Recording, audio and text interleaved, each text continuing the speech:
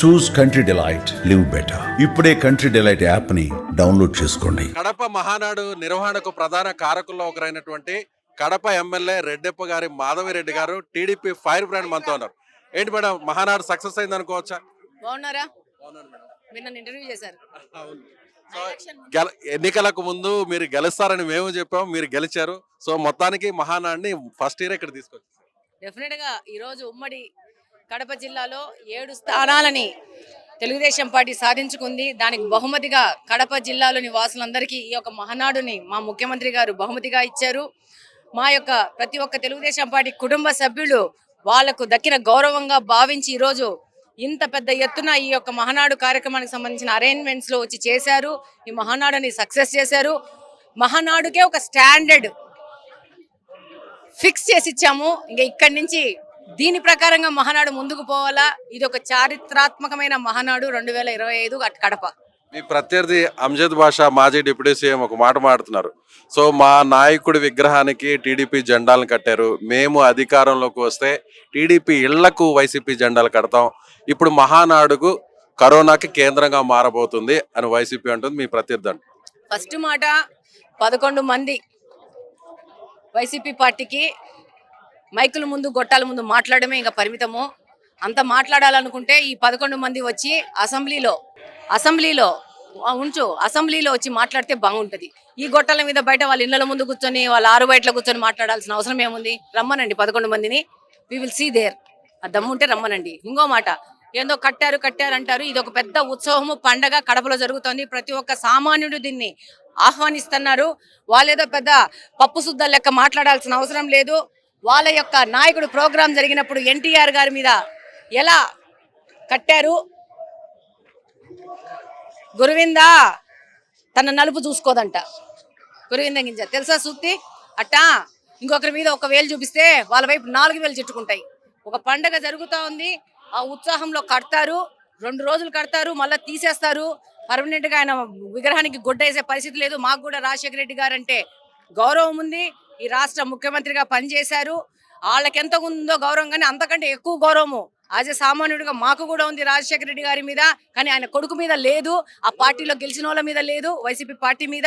అవినీతి చేసి బొక్కిపోయి ఊరికి ఇట్లా మా గొట్టాలు తీసుకొని మాట్లాడుతున్నారు తప్పితే ముందు మన గబ్బు చూసుకొని పక్కన వాళ్ళ గురించి మాట్లాడితే బ్రహ్మాండంగా ఉంటుంది. కడపలో టీడీపీ జెండానే ఎగరవేను అని చెప్పి గతంలో చెప్పారు వైసీపీ నాయకులు, డిప్యూటీ సీఎం కావచ్చు, ఇతర నేతలు కావచ్చు. ఏకంగా ఇక్కడ టీడీపీ మొత్తం రాష్ట్రాన్నే తీసుకొచ్చేసారు మాధవిరెడ్డి గారు, శ్రీనివాసరెడ్డి గారు. అంటే ఏమంటారు? వాళ్ళలో ఇప్పుడు మీతో మాట్లాడిన వాళ్ళు ఒకడు మాట్లాడినాడు, నా ఇంటికి వస్తా, ద్వారకా నగర్కి వస్తా, ఏం చేస్తావు అని.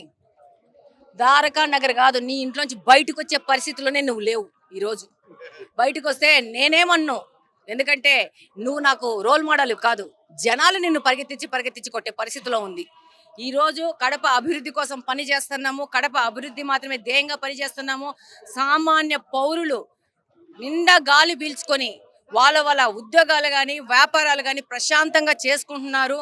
ఇంతకు ముందు ఎవరన్నా ఏదన్నా వచ్చి మాట్లాడాలంటే భయము, ఏం చేస్తారనే భయము. ఆ యొక్క భయమైన వాతావరణం నుంచి ప్రశాంతంగా గాలి పీల్చుకొని ప్రశాంతంగా బతికే వాతావరణాన్ని కడప జిల్లాలో నిర్మించినాము. అదే మా సక్సెస్. నువ్వు ఇంకా ఏమి చేసుకుంటావో చేసుకో, నువ్వు ఇంకా వచ్చేది కూడా లేదు. ఎన్నికలకు ముందు మా ఇంటర్వ్యూలో మీరు ఒక మాట అన్నారు, మిమ్మల్ని ఎంతో అవమానించారు, ఎంతో బాధ పెట్టారు, చివరాఖరికి మీరు కళ్ళల్లో కూడా నీళ్లు పెట్టుకున్నారు. ఇదే మా సుమన్ టీవీ ఇంటర్వ్యూలో కూడా చెప్పారు. మీరు అధికారంలోకి వచ్చిన తర్వాత వాళ్ళని బట్టలు ఊడదీసి రోడ్డు మీద నడిపిస్తాను అంటూ కూడా మీరు ఛాలెంజ్ చేశారు. సో మాధవిరెడ్డి గారు ఆ ఛాలెంజ్ ని నిలబెట్టుకునే అవకాశం ఉందంటారా?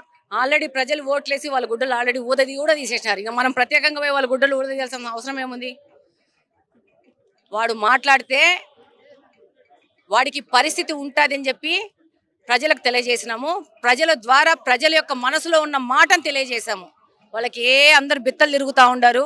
చేతనైతే 11 మంది వచ్చి అసెంబ్లీలో మాట్లాడమనండి, అప్పుడు మాట్లాడతాం. చివరిగా ఒక ప్రశ్న మేడం, మీరు కార్పొరేషన్ లో మోనోపోల్గా వ్యవహరిస్తున్నారు. సో ఆల్రెడీ మేయర్ ని కూడా అసలు సంబంధం లేకుండా అధికారాన్ని వినియోగించుకొని సస్పెండ్ చేశారంటున్నారు. ఏంటి దాని గురించి ఏంటి? ఒకసారి మొత్తం రాష్ట్ర ప్రజలకి కొంచెం అర్థమయ్యే విధంగా చెప్తారు.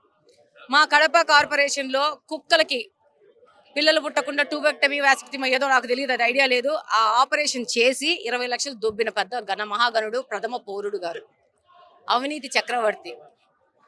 10 సంవత్సరాల నుంచి ఈయన, 10 సంవత్సరాల నుంచి ఇంకొక ఆయన కార్పొరేషన్ ఏర్పడిన రోజు నుంచి ఆ పార్టీకి సంబంధించిన వ్యక్తులే కొంచెం పేర్లు మార్చుకున్నారు. ఇప్పుడు 10 ఏళ్ల క్రితము పార్టీ పేరు మారిన తప్పితే అంతా వాళ్లే, సేమ్ బ్యాచే. కార్పొరేషన్ హస్తగతం చేసుకొని కడపకి ఈరోజు హెడ్ క్వార్టర్స్ కి ద్రోహం చేసిన వ్యక్తులు అంటే వీళ్ళే. అభివృద్ధి లేకుండా ఇది కడప జిల్లాకి హెడ్ క్వార్టర్స్, ఉమ్మడి కడప జిల్లాకి హెడ్ క్వార్టర్స్ ఉన్న కడపని ఈ రోజు 70% కడపలో రోడ్డు లేవంటే, అధోగతి పాలైందంటే ఈ రోజు వీళ్ళదే. అవినీతి చేశాడు, ఆధారాలతో సహా అది నిరూపితమైంది. చర్యలు తీసుకోమంటారా లేదంటారా? మిమ్మల్ని అడుగుతున్నా నేను. తప్పు చేస్తుంటే ఎవరి మీదనే చర్య తీసుకో. అవినీతి చేసినాక ఆధారాలతో పాటు పువ్వు అయినాక ఎంత పెద్ద వ్యక్తి అయినా చర్యలు ఉంటాయి కదా, ఆ చర్యలే ప్రభుత్వం తీసుకుంది. ఆయన ఎక్కడ ఉండాలో ఆ యొక్క స్థానం చూపించింది. ఇంకా ఆయనకు ఆ పదవి వ్యామోహము కాంక్ష జారలేదు. ఒక కోర్టుకు పోతే ఇంకో కోర్టుకి, ఇంకొకటి కోర్టులు కొట్టేస్తా ఉంటే ఈయన పోతానే ఉన్నాడు. ఆ చరిత్ర ముగిసిందండి. కడపను బాగు చేసుకోవాల్సిన అవసరం ఉంది. డెఫినెట్ గా ప్రతి ఒక్క కార్పొరేటర్ సాయంతో కడపను బాగు చేసుకుంటాము. కార్పొరేషన్ లో ఒక ప్రొడక్టివ్ డిస్కషన్ కావాలా, అంతేగాని నువ్వు రాటిఫికేషన్స్ పెట్టుకుంటా డబ్బులు దండుకొని సిగ్నేచర్స్ చేసుకొని డబ్బులు డ్రా చేసుకుంటుంటే అది ఇక జరగదు. ఇన్ని రోజులు మా అడ్డా గడ్డ అన్నారు, మీది అడ్డా కాదు, మీది గడ్డ కాదు, ఇది ప్రజలు. కడపలో నివసిస్తున్న ప్రతి ఒక్క ప్రజల యొక్క హక్కు ఉన్నది కడప. కడప రెడ్డమ్మ గారి ధైర్యాన్ని, ఫైర్ బ్రాండ్ ని మీ అధినేతలు ఎంకరేజ్ చేస్తున్నారా?